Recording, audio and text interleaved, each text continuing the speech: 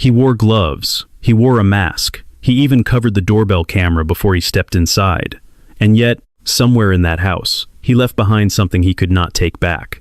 It has been 48 days since Nancy Guthrie, 84 years old, disappeared from her home in the Catalina Foothills neighborhood of Tucson, Arizona.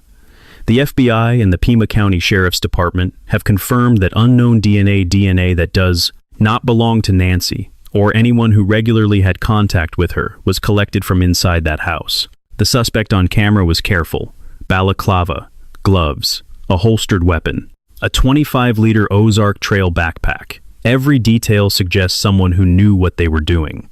And yet, the DNA is there. Investigators have already run one DNA sample through CODIS, the FBI's national criminal database.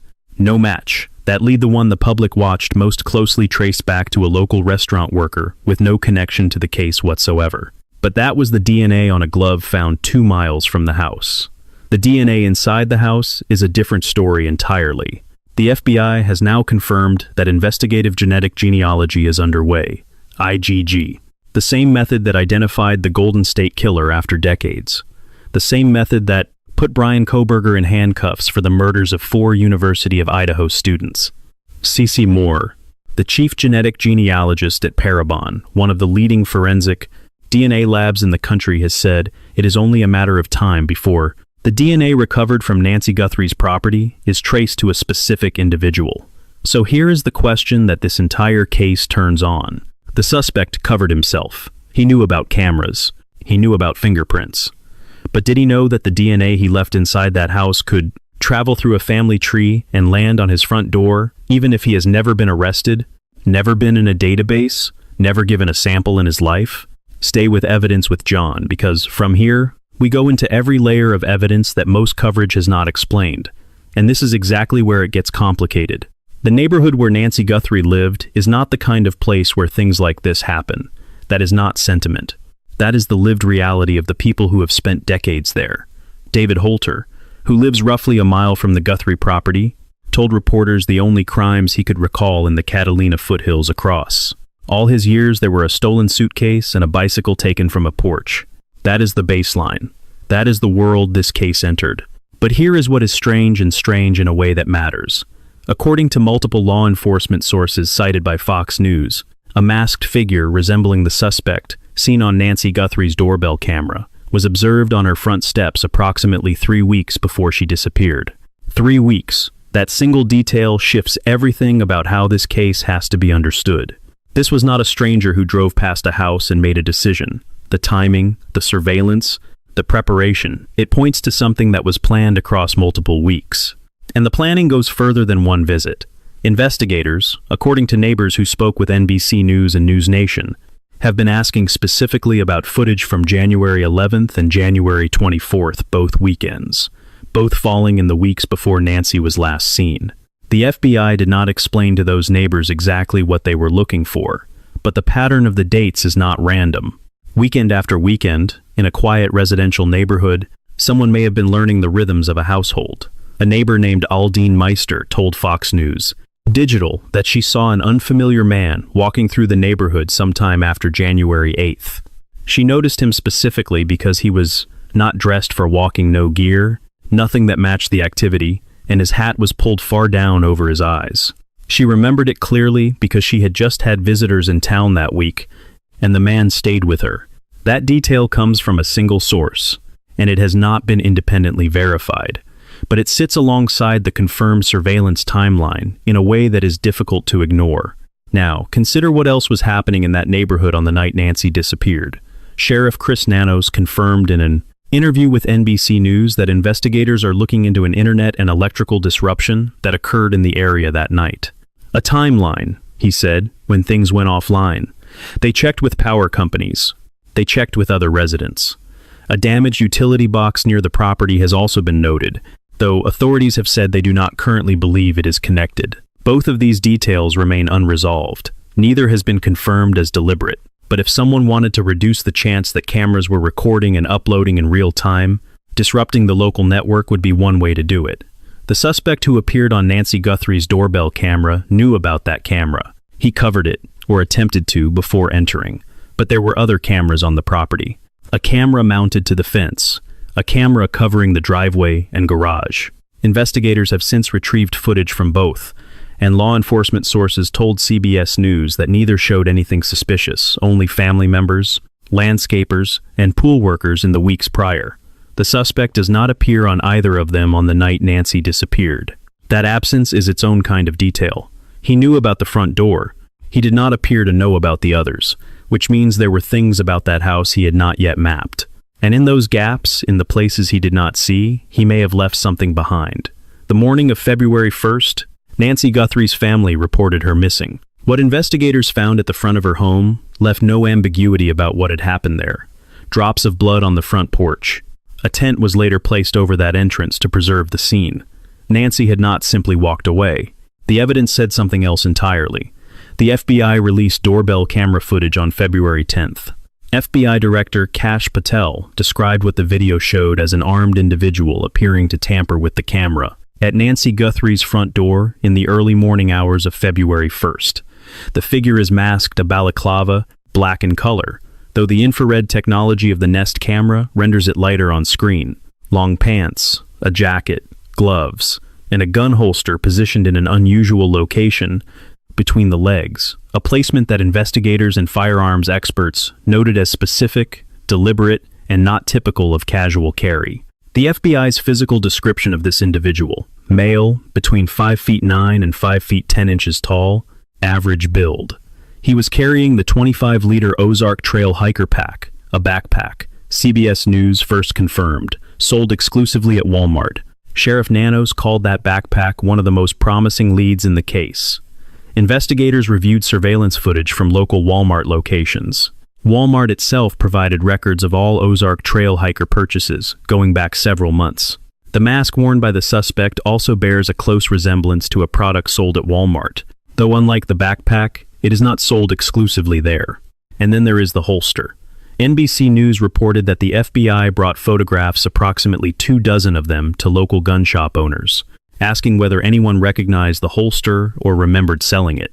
The unusual positioning, between the legs rather than at the hip, is consistent with specific tactical training.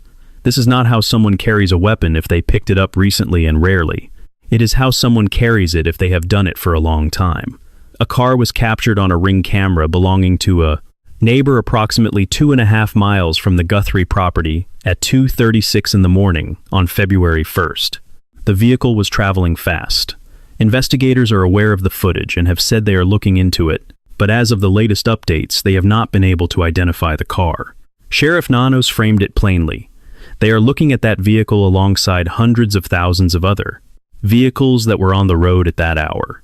Nancy was last seen by her family on January 31st. By the time the sun came up on February 1st, she was gone. The blood on the porch said she had not left on her own terms. And somewhere between the camera that was covered and the DNA that was not somewhere in the hours between those two facts is the answer this investigation is still building toward. Here is something that got lost in the early weeks of coverage. The DNA that the public watched most closely, the sample that generated the most attention, the most speculation, the most breathless updates, was not the DNA inside the house. It was the DNA on a glove found 2 miles away, in a roadside location. A glove that appeared to visually match the ones seen on the suspect in the doorbell video. The FBI confirmed that an unknown male DNA profile had been recovered from it. They ran it through CODIS. No match. Then investigators traced it further. The Pima County Sheriff's Department later confirmed that the DNA from that glove traced back to a local restaurant worker. No connection to the case. No connection to Nancy Guthrie. 16 pairs of gloves in total had been recovered from the area around the house, most of them eventually traced back to members of the search teams themselves. The biggest physical lead in the public narrative had collapsed. But while the coverage was focused on the glove, Sheriff Nanos was saying something in his NBC interviews that did not get the same volume of attention. He confirmed that DNA had been collected from inside the house, DNA that did not belong to Nancy or anyone in regular contact with her. He confirmed that investigators were now turning to Investigative Genetic Genealogy to work with that evidence. And he said this: "Absolutely. That is going to get us to somebody, we hope." CeCe Moore, the chief genetic genealogist at Parabon, spoke with NBC News on day 20 of the search. She noted that the DNA recovered inside the Guthrie home was mixed, meaning it potentially contained genetic material from more than one individual. She also said that mixed DNA in violent crime scenes is common. It is not disqualifying. It is complicated, and it takes longer, but it is not a dead end. A source close to the investigation told CBS News there was concern the DNA might not yield a usable profile for database comparison. A separate law enforcement source told CBS that even a low-level sample can be enhanced using scientific techniques in the lab, though the process takes longer.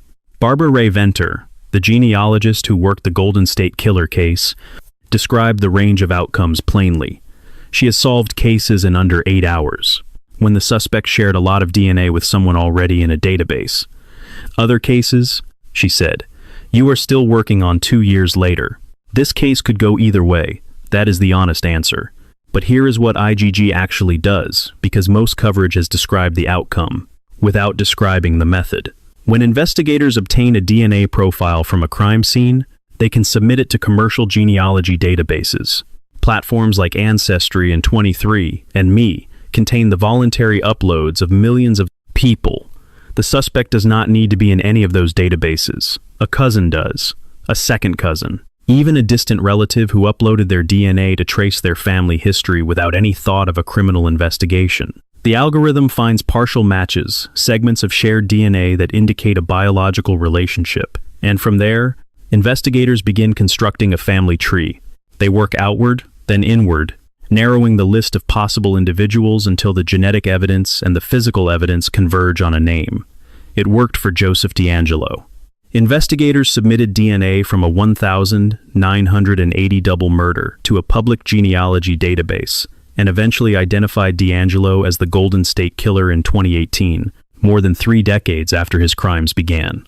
It worked for Bryan Kohberger. Investigators used DNA from the Idaho crime scene to identify a male profile, then obtained a Q-tip from the trash at Kohberger's parents' Pennsylvania home, which confirmed that the person whose DNA was at the scene was the biological son of that household. Kohberger was arrested on December 30th, 2022. The method has a track record. The question in the Guthrie case is whether the DNA inside that house is clean enough and complete enough to produce a workable profile for the genealogy search, and whether whoever left it has a relative who uploaded their DNA to a public platform. Meanwhile, other evidence threads are running in parallel. Walmart has provided purchase records for the Ozark Trail backpack going back several months. The FBI visited local gun shops with photographs of the holster. Investigators are analyzing additional camera footage from the neighborhood, including from a neighbor's Ring camera showing a fast-moving vehicle at 2:36 in the morning. The FBI and Clear Channel have placed billboards across 7 cities in Texas, Arizona, New Mexico, and California asking for information. A reward of $102,500 has been offered through 88 Crime. The Guthrie family has announced a separate reward of $1 million, payable for Nancy's recovery.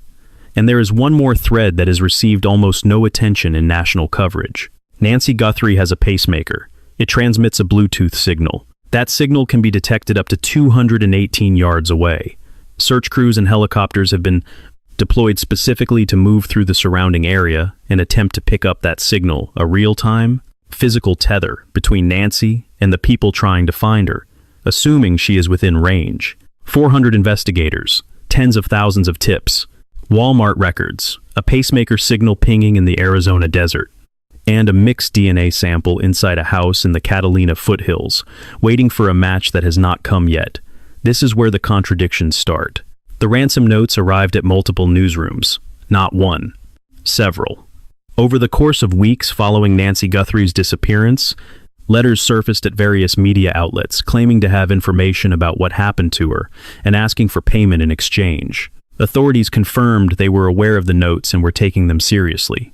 They have not, as of the most recent updates, publicly verified any of them. And not one of the notes contained proof that Nancy is still alive. That last detail matters more than it might seem. In a genuine ransom situation, proof of life is the currency. It is what compels a family to pay, what compels law enforcement to negotiate, what separates a credible demand from noise. The absence of it does not mean Nancy is not alive. but it changes the calculation entirely. Harry Trombitas, a former FBI special agent, told Yahoo News that the ransom motive is appearing less and less likely as the 510 Wild investigation continues. His reasoning was direct. There are too many ways to get caught, and too many things that have to go right for a ransom operation to succeed. He noted that despite their prevalence in film and television, genuine ransom kidnappings in the United States have decreased significantly over the years and remain statistically uncommon. The architecture of this crime, the weeks of apparent surveillance, the specialized equipment, the tactical carry of the firearm does not fit the profile of someone whose end goal was a wire transfer. So if not ransom, then what? Sheriff Nanos told NBC News that investigators believe they know why Nancy Guthrie's home was targeted and believe the act was deliberate. He also said they are not 100% certain, and he declined to share what that motive might be. The FBI has not commented on motive at all. What Nanos did not rule out, when asked directly, was the possibility that whoever is responsible could act again. That is not a throwaway line from a press conference. That is a sheriff telling the public that the person who took Nancy Guthrie may still be out there and may not be finished. Then there is the question of how many people were involved. The suspect visible on the doorbell footage appears alone in that recording.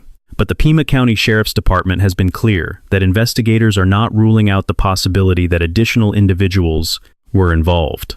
The mixed DNA found inside the house, potentially from more than one person, feeds directly into that question. A vehicle moving quickly through the neighborhood in the early morning hours may have been carrying someone. Multiple people can coordinate a crime in which only one enters a house. The driver does not leave DNA on the floor. The driver does not appear on the doorbell camera. But the driver is still part of what happened. A delivery driver was detained in late February after a court-authorized search of his residence in Rio Rico, Arizona. He was released. He told reporters he had no involvement and hoped investigators would find the person responsible. His name does not belong in this video, and it will not appear here.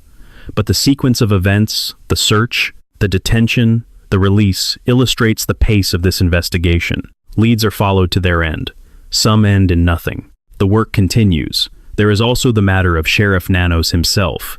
Fox News has reported that Nanos is facing a recall effort, driven in part by concerns about how he has handled public communications throughout the case. Inconsistencies between what was said at press conferences, what was said in television interviews, and what law enforcement sources have told reporters separately have created friction between the official narrative and what journalists and the public have been able to piece together. Whether that friction has affected the flow of information outward and therefore affected the tips coming in is a question without a clean answer. What is confirmed, as of this week, is that the investigation is in its 48th day.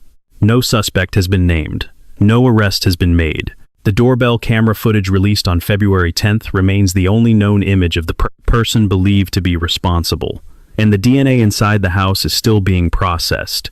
If you have stayed with evidence with John this far, the next section is the reason this case is unlike almost anything that has come before it. Because the question was never really whether the suspect left DNA. The question is whether he understood what leaving DNA now means. He planned this. That much is visible in the evidence. Weeks of movement in a neighborhood where nothing happens. A weapon carried in a way that reflects training.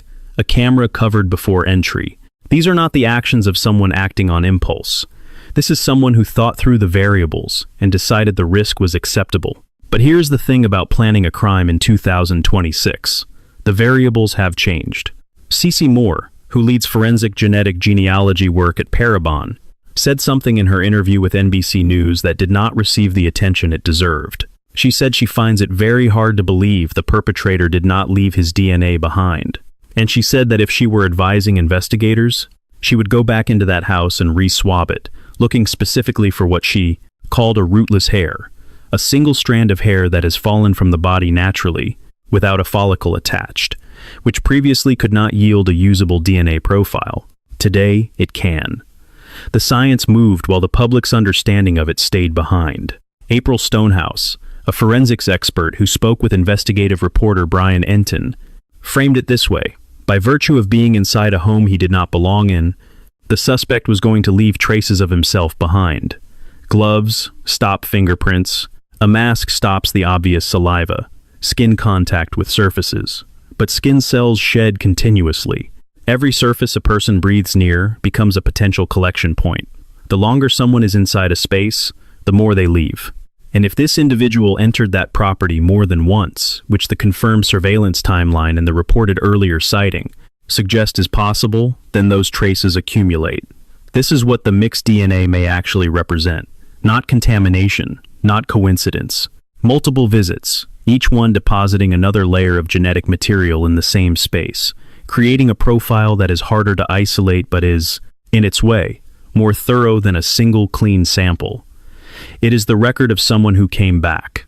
And coming back means touching things, breathing in spaces, existing in a house long enough to leave something permanent. Here is what investigative genetic genealogy does with that.